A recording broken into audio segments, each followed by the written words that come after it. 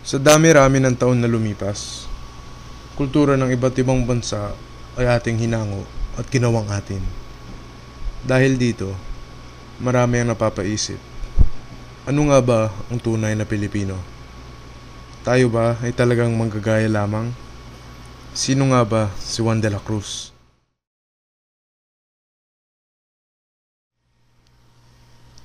Lahat ng Pilipino ay galing sa iba't ibang antas ng pamumuhay.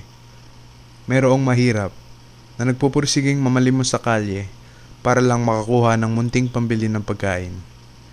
Mayroong taong simple lamang na nakakatawid sa araw-araw na pamumuhay. At mayroong ding mga mayayaman na tinitingalaan sa ating lipunan. Kung iisipin natin, lahat tayo ay magkakaiba. Iba-ibang paniniwala, ugali at pagkatao. Walang magkakapareho. Iba-iba ang ating buhay. Iba-iba ang ating dahilan para bumangon sa umaga. Ang bawat yapak ng Pilipino ay patungo sa iba't ibang daan. Ang daan ng buhay na linalakad sa iba't ibang pamamaraan. Habang lumalakad sa kalye, marami kang masisilayang mga pangyayari. Makikita mo ang mga taong nagmamadali patungo sa opisina o sa eskwela. Sa kanilang paglalakad, hindi nila napapansin ang mga tao sa kanilang kapaligiran. Para sa kanila, ito ang buhay. Walang nagbabago. Araw-araw ay pareho. Sa kabilang tingin naman, isang pedicab driver na nagtatawag ng mga pasahero. Umaasang may mahanap sa mga taong dumadaan para mayroong maipakain sa kanyang pamilya.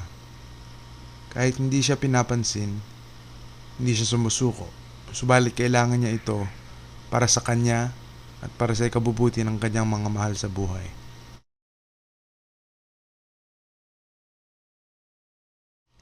Subalit iba-iba ang ating tinatahak na landas. Tayo ay nagkakasalubong sa iisang punto. Ito ang punto ng pagiging Pilipino. Sino si Juan de la Cruz? Walang iba kundi ako, siya, sila, at ikaw. Si Juan de la Cruz ay nababuhay sa bawat Pilipino. Maaari nga na maraming pamamaraan ang pagpapakita niya.